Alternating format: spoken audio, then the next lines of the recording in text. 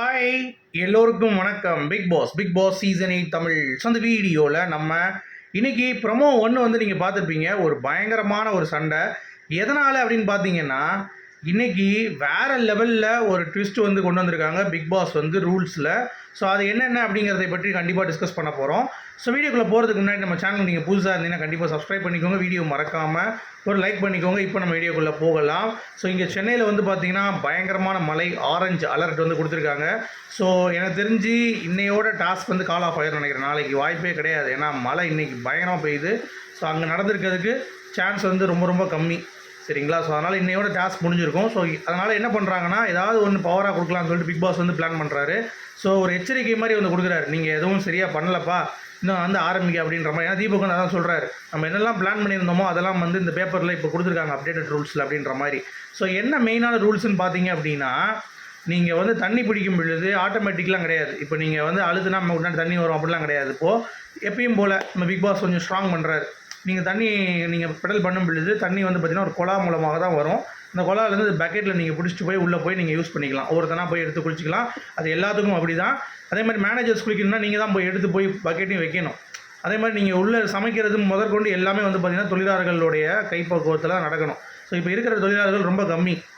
இப்போ நீங்கள் தண்ணி அடிச்சிட்டு இருக்கான், ஒருத்தன் பெடல் பண்ணுறான் அப்படின்னா இன்னொருத்தன் சமைச்சிட்டு இருக்கணும். ஸோ இந்த மாதிரி ஏகப்பட்ட விஷயங்கள் மேனேஜருக்கு இனிமேல் வந்து பார்த்திங்கன்னா ஒரு அப்பர் ஹேண்டு தான் வருது. ஸோ தொழிலாளிகளுடைய பிரச்சனையை எப்படி வந்து ஹேண்டில் பண்ணணும், எப்படி வந்து பார்த்திங்கன்னா குரல் கொடுக்கணும் அப்படிங்கிற ஒரு சமூகம் சார்ந்த பிரச்சனையை சொல்லக்கூடிய ஒரு டாஸ்க்காக இது வந்து இருக்குது அப்படிங்கிறது பார்க்க முடியுது. ஸோ இதை வந்து எப்படி ஆடுறாங்க அப்படிங்கிறது ரொம்ப கீயான ஒரு பாயிண்ட்டாக நான் வந்து பார்க்குறேன். ஏன்னா இதுதான் எல்லோரும் கரண்ட்டாக ஃபேஸ் பண்ணிகிட்டு இருக்கிற ஒரு அவலம். ஸோ அதை எப்படி இவங்க வந்து ஹேண்டில் பண்ணுறாங்க, டேக்கிள் பண்ணுறாங்க. முதலாளிகளையும் கவனிக்கணும், தொழிலாளிகளும் கஷ்டப்படக்கூடாது. தொழிலாளிகள் வந்து கஷ்டப்பட்டாலும் அவங்களுக்கு ஏற்ற ஊதியம் வழங்கப்படுதா, இல்லை அவங்களுக்கு ஏற்ற அந்த டைம் கொடுக்கப்படுதா, இல்லை அவங்களுக்கு ஏற்ற அந்த ஃப்ரீடம் கொடுக்கப்படுதா அப்படிங்கிறதையும் வந்து பார்த்திங்கன்னா இந்த டாஸ்கில் கொண்டு வரணும் அப்படிங்கிறது ஏகப்பட்ட விஷயங்கள் இருக்குது. ஸோ தீபக் முதல்லே ரொம்ப பயங்கரமான ஒரு மேனேஜராக வர ஆரம்பிக்கிறாரு. இப்போயே ரூல்ஸ் பயங்கரமாக செட் பண்ணுறாரு. இங்கே பாருங்கள், உங்களுக்கு குளிக்கிறதுக்கு தான் டைம் இருக்குது. ஒரு 4 பேர்னால் ஒன்று போய் சோழியை முடிச்சுட்டு வாங்க. 30 நிமிஷம் தான் டைமு. என்னையா சொல்கிறீங்க அப்படின்னு பார்த்தா 7 நிமிஷத்தில் நான் எப்படி போய் இங்கே தண்ணியை பிடிச்சிட்டு அங்கே போய் நான் உட்காந்து பாத்ரூம் குளிச்சுட்டு வர்றதுக்கு ஒரு ஆளுக்கு. இப்போ ஒரு ஆள் வந்து 9 நிமிஷம் ஆகினாங்கன்னா அடுத்த ஆளுக்கு டைம் குறையும். இப்போ ஒரு ஆள் வந்து சீக்கிரம் குளிச்சோன்னா அடுத்த ஆளுக்கு டைம் ஏறும். ஸோ அந்த மாதிரி நீங்கள் வந்து கால்குலேட் பண்ணிக்கோங்க அப்படின்னு சொல்லிட்டு ஆரம்பிச்சிட்டாங்க. சாப்பாடுக்கு அதே மாதிரி கரெக்டாக டைமுக்கு வந்து வரணும், சாப்பாடும் நீங்கள் வந்து கரெக்டாக வந்து கொடுக்கணும் அப்படின்ற மாதிரியான டிஸ்கஷன்ஸும் வந்து போகுது. அது மட்டும் இல்லாமல் மேனேஜர்ஸ் நேற்றே வந்து பேசி வச்ச மாதிரி தீபக்கும் மஞ்சரியும் பேசியிருந்தாங்களா. ஸோ நான் ஏற்கனவே சொல்லியிருந்தேன், இன்றைக்கி தீபக் மஞ்சரி சம்பவம் இருக்குது, ராணுவ சௌந்தர்யா ஃபைட் இருக்குது அப்படின்னு சொல்லிட்டு. அதுக்கேற்ற மாதிரியே நீங்கள் முதப்புறம் பார்த்துருப்பீங்க, பயங்கரமான ஃபைட் இருக்குதுன்னு சொல்லிட்டு. சரி, ரைட்டு. இப்போ ராணுவ வந்து கொஞ்சம் கோவப்படுறான் அப்படிங்கிறது முதலே சென்ஸ் பண்ணிடுறாங்க உள்ளே இருக்கிறவங்க. ஆஹா, அவனை அடக்கடா, ஓவராக பேசிகிட்டு இருக்கான்னு சொல்லி ரஞ்சித் வந்து பார்த்திங்கன்னா நம்ம முத்துக்குமரனை சொல்கிறாரு. உடனே அவனை கூப்பிடுங்கண்ணே, நம்மளும் பேசிடுவோம்னு சொல்லிட்டு பேசிகிட்டு இருக்காங்க. ராணுவ வந்து கேட்குற மாதிரி தெரில, இருந்தே கேள்வி கேட்டுட்டு இருக்கான். அந்த மாதிரி எதுக்கு பண்ணணும், என்ன பண்ணணும், டைம் கொடுங்க.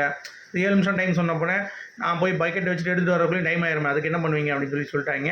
ஸோ இந்த மாதிரி நான் வந்து டைம் எக்ஸ்டெண்ட் பண்ணுறேன்னு சொல்லி தீபக்கும் சொல்லிட்டாரு. ஸோ இப்போ வந்து ரொம்ப ஃப்ரூட்ஃபுல்லாக இந்த டாஸ்க் வந்து பார்த்திங்கன்னா நடக்கணும் அப்படின்னா தொழிலாளிகளுடைய பங்கு ரொம்ப ரொம்ப முக்கியம். அதை எப்படி ஹேண்டில் பண்ண போகிறாங்க அப்படிங்கிறத நம்ம வந்து பொறுத்திருந்து பார்க்கணும்.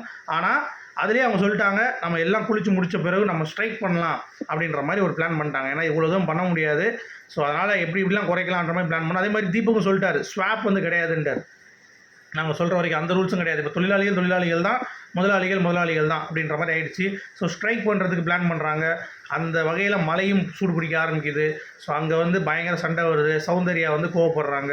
கொடையை பிடிக்க போன ராணுவ வந்து பார்த்திங்கன்னா, அதாவது அன்சிதா கிட்ட கொடையை பிடிக்க போனால் நம்ம சௌந்தர்யா கையை பிடிச்சிட்டாங்கன்னு சொல்லிட்டு ராணுவ கத்த, சோறு கிடையாது எதுவும் கிடையாது சொல்லி வார்த்தையை விட, அதுக்கு ஒன்றே நீ ரோட்டில் போய் படு, இங்கே எதுக்கு படுக்கிற, எனக்கு தேவையில்லை, நீ வேலையை விட்டு போடா அப்படின்னு சொல்லிட்டு சௌந்தர்யா கொந்தளிக்க, இந்த மாதிரி ஏகப்பட்ட கலவரம் இந்த பிக் பாஸ் கொடுத்த புது ரூல்ஸ்னால தான் வந்திருக்கு அப்படிங்கிறது ஈஸியாக பார்க்க முடியுது.